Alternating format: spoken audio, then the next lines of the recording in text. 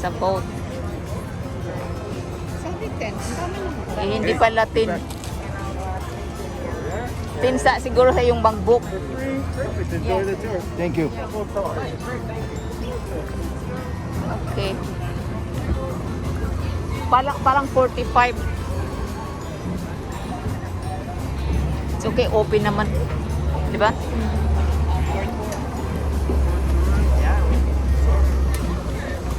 Thank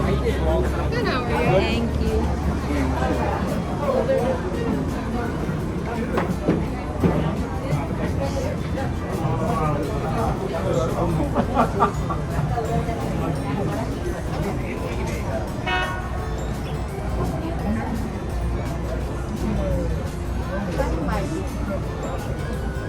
One something.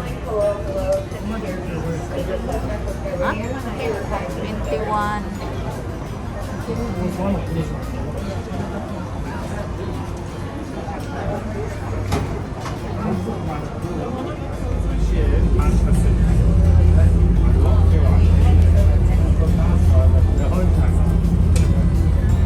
Malaki ka ang memory. Kaya sige, mag-video-video ka. Sabi ko mag-video-video kasi na mga ano eh. Bumibili ako ng steroid eh. Bumili ako ng anesthetic. Ganun gamit ang ginawa. Kaya nga, sabi ko, mayroong mataas, hindi, yun na ang kukunin ko kasi makukunan din pag ano. So, nagbabayad ako ng monthly sa ng iCloud, $12. Oh, hindi ako nag-ano.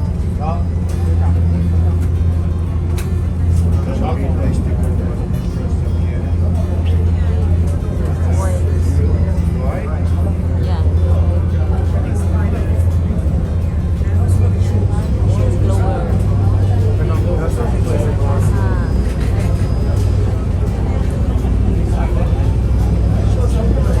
Or nasaan yung ano?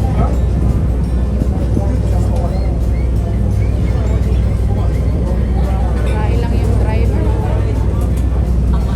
Madali lang naman kung ano. Alam naman niya. Break. Parang ang dali.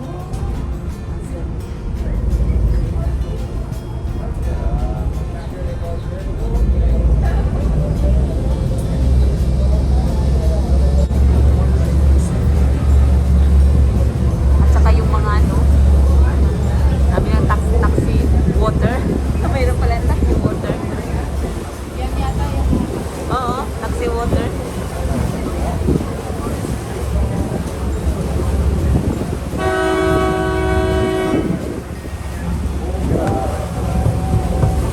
All right, ladies and gentlemen, welcome aboard the Triton 6. How are we all doing today? That's fantastic to hear. I'm also doing great. Thank you for asking. My name is Andrew. I will be your tour guide and your first mate for the next hour. Hopefully best friend as well. Much more importantly though, to my right, we have Captain Kathleen. Everyone give her a warm welcome. She's gonna do an excellent job taking us around the harbor and the islands today. As fully licensed captains under Transport Canada, we both know our marine emergency duties, CPR and first aid. We also have life jackets all the way at the back. So those of you in the back section do get first dibs. Just make sure everyone else gets some as well, please. We also have life rings and fire extinguishers all around the boat, life raft at the front. We're not going to need any of these things today though. And you can help us with that by just following one very simple rule, which is please stay in the boat. Yeah, pretty simple stuff. Because if you fail to follow this very simple rule, I am legally required to come and rescue you, and absolutely no one on this boat would want that because I do not know how to swim. So let's not do that. Alright, so we can get started with the tour itself. As you look out the right side of the boat, you're going to start to notice the beautiful Toronto Harbourfront. Very modern, very picturesque. Makes our city very unique in that sense. We look at one of these beautiful open spaces. We used to be an industrial port city, and this is where all of that industry was located. So you would have found a lot of factories, warehouses, a couple slaughterhouses as well, which is where we get one of our nicknames, Hogtown, from. But then in the 1970s, the federal government decided that there was too much pollution down here. They wanted to clean it up, make it nice. So we packed up all the polluting factories and gifted them to Hamilton, which is really unfortunate for them, but totally worth it. It's very pretty. And some of these buildings are actually leftovers from this industrial time period. This red brick building is an example of that. Does anyone want to take a wild guess as to what this building used to do? Beer. Beer? Nope, not beer. I think I heard power plant. That is correct, ma'am. 5 points to you. You can cash those in at the end of the tour for a high five. Now everyone else is excited for the next question. I am going to have to just ask you to stay in your seat though. Wait till the end of the tour for the high five. I know you're super excited and want to do it now. So it was a coal-burning power plant until 1980. And then it was reopened in 1987 as a contemporary art gallery. Okay, don't get too excited. It is free, in fairness. And if that's not enough to get you to go there, they have excellent air conditioning. The public washrooms are exquisite, brilliant. They made me cry. So the power plant is run by the Harbour Centre out of that white and grey building. They're a not-for-profit organization, and cultural engagement is their mission. We are a very multicultural city here in Toronto, so they'll host a lot of food festivals down here. They'll use this stage for movie nights, dance lessons, yoga lessons. So if you are in the city next summer, I highly recommend you come down here. Whenever you have any free time, there's always some really incredible free events happening here. And you'll also start to notice this white footbridge over here. It's the Amsterdam Canal Bridge, a gift from our former sister city of Amsterdam. Makes an appearance in the movie My Big Fat Greek Wedding. It's where the couple in that movie share their very first kiss. And also where I wait every night for my first kiss. Why is that funny? I'm just kidding, that's hilarious. After another night of no score, I will go drown my sorrows at the Amsterdam Brew House. This building used to be one of 18 identical shipping warehouses until it was turned into a restaurant and microbrewery.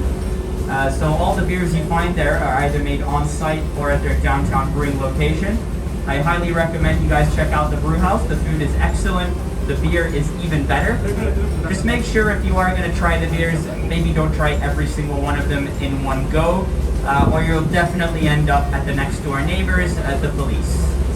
Yes. Conveniently located next to the Harbourfront's largest pub. Although this police station is a bit more concerned with what happens out here on the water.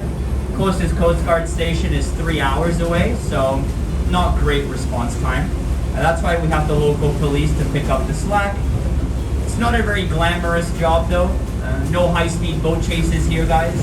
No international drug smuggling rings to dismantle. Nope. It's mainly handing out speeding tickets, pulling over drunk drivers, and giving the occasional tow to anyone who runs out of gas. So yeah, riveting stuff on Toronto Vice.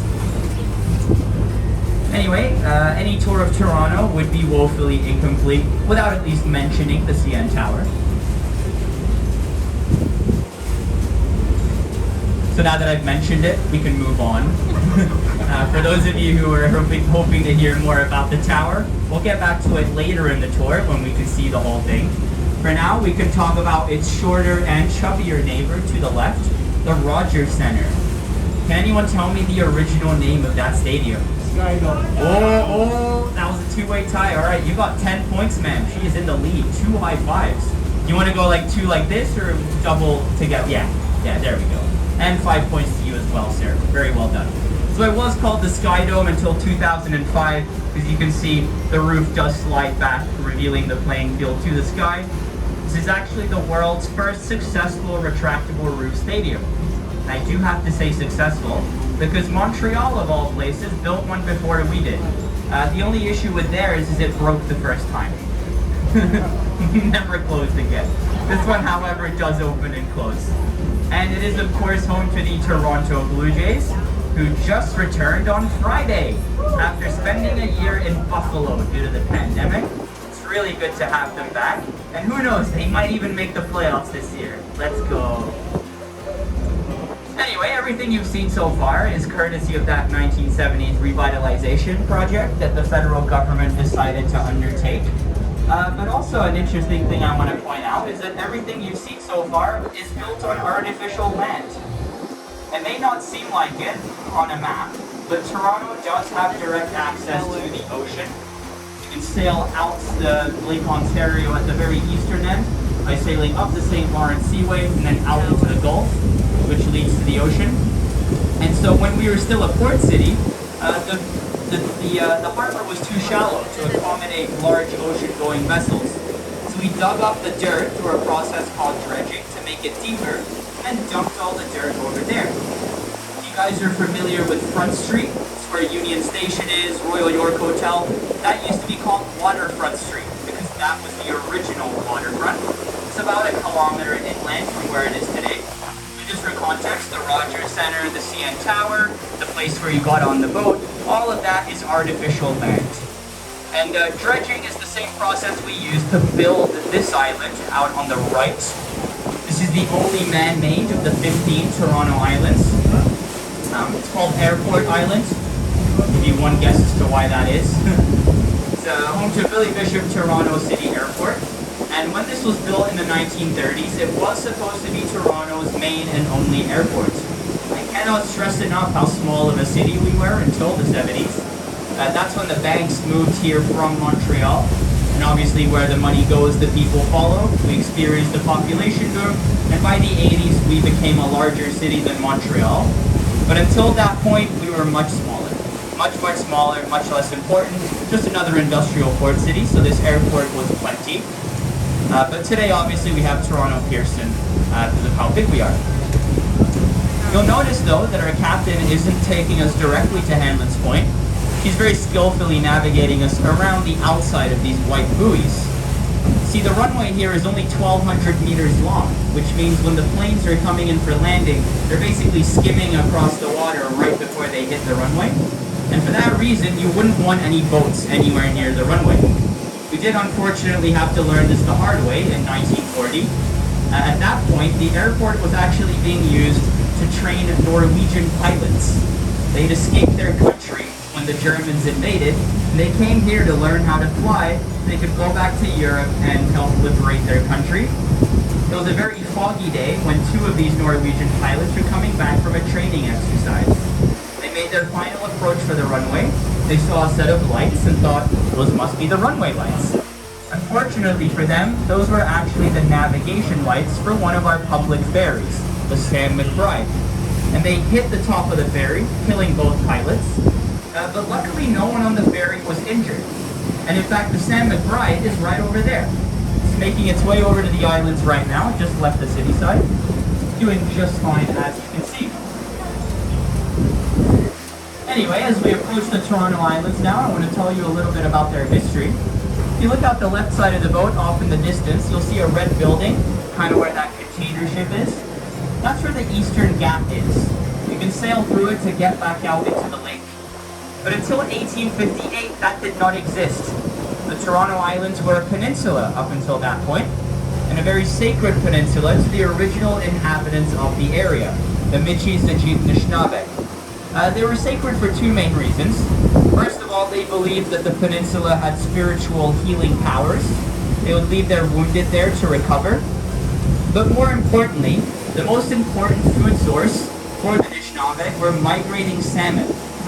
There were tons upon tons upon tons of salmon that used to migrate into the Toronto Harbour and then swim up either the Don River just east of the city or the Humber River just west. And so the peninsula was a perfect base from which to launch massive fishing expeditions, catching more fish than they could ever dream of eating. And then they would bury them on the islands and then come back for them in the winter when they ran out of food. In fact, we believe that one of the meanings for Toronto is the place where the trees stand in the water. This is a reference to the fact that the Anishinaabe would set two massive poles on either end of the rivers with a huge net in between to catch all of these salmon. Now, unfortunately, when Europeans began settling the area, they started digging canals and building dams further north, making both the Humber and Don rivers too shallow for the salmon to migrate here anymore. And so for that reason, the Anishinaabe were forced to leave, because their food source had completely evaporated. It's a very sad end to their story here, and I'll talk a little bit more about them later on. For now though, I want to fast forward to the mid-19th century. The Irish Hanlon family has just arrived in the city, and they were the first people to settle on the islands on a permanent basis. Well, the first Europeans, I should say. They're most famous because of their son, Ned Hanlon, Edward Hanlon. He had to row himself back and forth from school every single day. And by the time he turned professional, he built up quite the muscle. And he actually became a 5-time world champion in rowing. And with all those races that he won, he accumulated quite the prize money. And he used that to build a hotel out here in 1878, which was then followed by an amusement park, restaurants, cafes, cabarets. By the turn of the century, this was Toronto's entertainment district. This is where you'd come to have a good time. Reached its peak in the 1920s, and that was because of Prohibition. Our American friends were prohibited from consuming alcohol. We also had Prohibition here in Canada, but it was a lot less strict. We allowed the individual provinces to decide how they were going to implement it. In Quebec, for example, they did basically nothing. The alcohol flowed freely. Here in Ontario, we kept a couple of things legal. One of them was beer, so that we could keep selling it to other countries. The government kindly asked us to keep brewing the beer, keep selling the beer, just please make sure no one here is drinking it. And that did not work out, obviously. But we also kept red wine legal for religious purposes. Attendance at Mass skyrocketed during this time period. And finally, we kept whiskey legal because it was the only prescription painkiller that we had. Yes, you go to your doctor and complain of a headache, stomach ache, heck, even liver disease. Whiskey was the cure. I still use it these days for a heartache. Very effective. But this was a really good gig for our American friends especially, because they could hop on the free ferry from Rochester, New York, from the south side of the lake, spend 2 hours on the boat, head into the city, make up this week's excuse to your doctor, and then spend the weekend enjoying your medicine out here, heading home the Sunday night cured of all your ailments, save for a bit of a hangover. But as you look out the right side of the boat, you may wonder, where is this entertainment district? Fell on some hard times in the 30s with the Depression and the end of Prohibition, and after that we had the Second World War. And by the time the war ended, a new entertainment district was being developed on the city side. It's called the Entertainment District. And that is the first of many uncreative names that we will enjoy on this tour. And then finally it all came crashing down, quite literally, in 1954 when we were hit by Hurricane Hazel. Very rare for hurricanes to make it this far north, but Hazel was very powerful. Killed about 81 people in the city alone, and completely devastated the islands. At the time there were 8,000 people living over here, 5,000 at Hanlon's Point specifically. But this was the lower income area, so most people lived in tents and small shacks, not very wind resistant. So rather than rebuilding after the hurricane, the city decided to just move everyone back to the mainland.